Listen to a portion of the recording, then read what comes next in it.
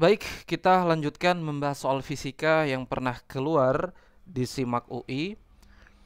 Kita sudah sampai pada nomor 11. Konten ini tersimpan di playlist latihan soal fisika SIMAK UI. Silahkan dicek playlist ini. Dan bagi teman-teman yang ingin berdonasi untuk channel ini, silahkan berdonasi di akun bank ini. Baik, langsung saja kita ke soalnya. Dengan memutar lilitan kawat lebih cepat, ya, dengan memutar lilitan kawat lebih cepat akan dihasilkan gagal induksi yang lebih besar pada sebuah generator. Itu pernyataannya, ya. Ini kan kita harus periksa pernyataannya dan ya, pernyataannya benar atau tidak, kemudian alasannya atau sebabnya benar atau tidak, dan keduanya mengandung hubungan sebab akibat atau tidak, ya kan? Baik, kita periksa dulu pernyataannya. Kalau kita membahas gagal induksi, ini tidak terlepas dengan yang namanya hukum Faraday, hukum yang menjelaskan tentang si gagal induksi ini, ya. Hukum Faraday, ya. Oke. Kalau kita ingat persamaannya adalah, ya, GGL sama dengan negatif, ya, jumlah lilitan, kemudian D flux per dt, ya.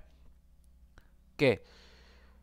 Jadi itu persamaan hukum Faraday, ya, bahwa kalau terjadi perubahan flux medan magnet, ya, flux garis-garis gaya, ya, medan magnet, maka bisa memunculkan GGL induksi, ya, gaya gerak listrik induksi, yang besarnya GGL itu, ya, ditentukan oleh jumlah lilitan dan D flux per dt. Apa ini? Laju perubahan flux, ya.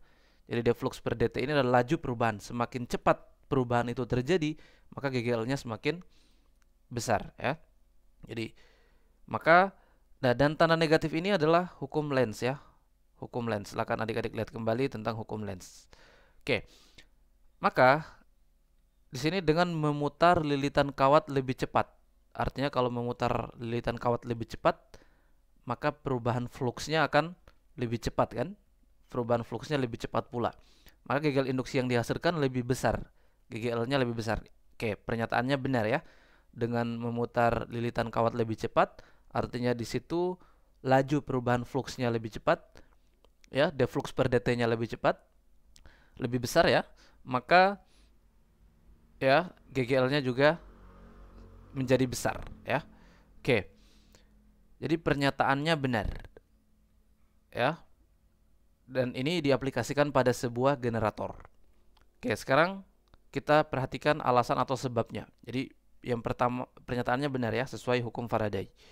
Sekarang kita perhatikan, ya, si sebabnya. Besarnya gagal induksi pada sebuah generator AC dinyatakan dengan formula, ya, ini GGL maksimum, ya, GGL maksimumnya ini dengan N jumlah lilitan kawat, A luas bidang lilitan kawat, B medan magnet, ya, atau kuat medan magnet, dan omega adalah kecepatan angular kawat. Baik. Ya, maka kita bisa lihat, bisa tunjukkan persamaan E max ini atau GGL max, ya, GGL max ini benar atau tidak. Jadi bukan E, ya, epsilon, ya. Epsilon max ini benar atau tidak. Oke. Kita ingat persamaan flux, ya. Flux adalah B dot A, ya kan? B dot A adalah besar B kali besar A kali cos sudut yang terbentuk antara B dan A, ya. Kita sebut saja dia cos theta. Oke. Maka persamaan GGL ini menjadi negatif N, ya, D per dt, kemudian fluksnya adalah B A cos theta. Oke. Ya. B dan A ini nilainya tetap, ya. Maka kita bisa keluarkan dari proses turunan. Jadi N B A D per dt, ya, cos theta, ya.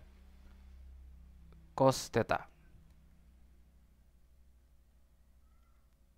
Nah, kalau kemudian, ya, kawat ini diputar dengan kecepatan sudut omega, ya, diputar dengan kecepatan sudut omega, maka nilai omega itu adalah, ya, sudutnya dibagi dengan selang waktunya, ya, sehingga theta di situ bisa kita ganti menjadi omega kali t. Jadi ini menjadi negatif n BA d per dt cos omega t. Nah, tinggal kita turunkan cos omega t-nya, ya.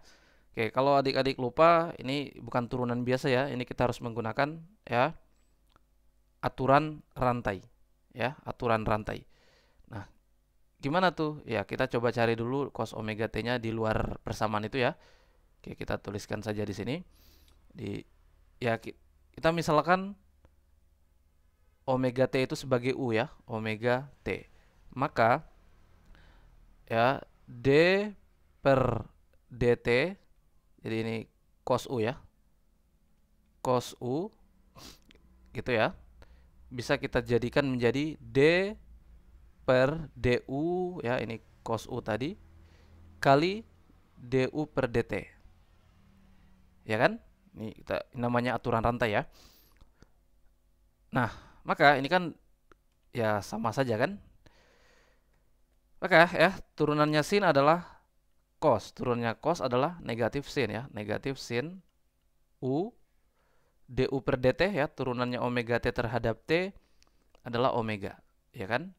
Sehingga kita dapatkan ini negatif omega sin u. U tadi adalah omega t. Ya, maka persamaan ini, ya, menjadi, ya, di situ negatif dan ketemu negatif di sini jadi positif, ya. Jadi NBA jadi positif, ya. Omega kemudian sin omega t. Nah, ini GGL pada generator AC. Nah, lalu bagaimana dengan GGL maksimum? Ya, di sini kan yang variabel, ya, yang variabel adalah ini T, ya, yang variabel adalah T. Atau secara umum adalah omega T ini, ya, variabel. Ya, maka bagaimana supaya kemudian GGL-nya ini maksimum, ya? Bagaimana supaya kemudian GGL-nya ini maksimum? Ya, supaya maksimum tentu nilai ini, nilai sin itu kan paling rendah 0. Ini kalau kita artikan secara matematik, ya. Secara matematik. Paling rendah 0, paling tinggi 1, ya kan?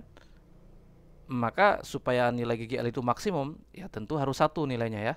Sehingga N B A omega, ya, dengan omega T ini kalau sinnya 1 berarti, ya, ini adalah 90 derajat, ya. Ya, bisa 90 derajat kan? Oke, jadi sudutnya itu adalah 90 derajat, omega T-nya 90 derajat, sin 90 kan 1, ya.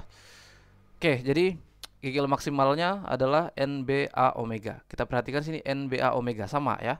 Persis. Jadi ternyata sebab atau alasannya juga benar. Jadi pernyataan benar, ya. Alasan juga benar, ya. Dan jelas keduanya adalah mengandung hubungan sebab akibat. Karena kita, ya, itu rumus itu kan hasil dari sini, ya, dari pernyataannya tadi, ya.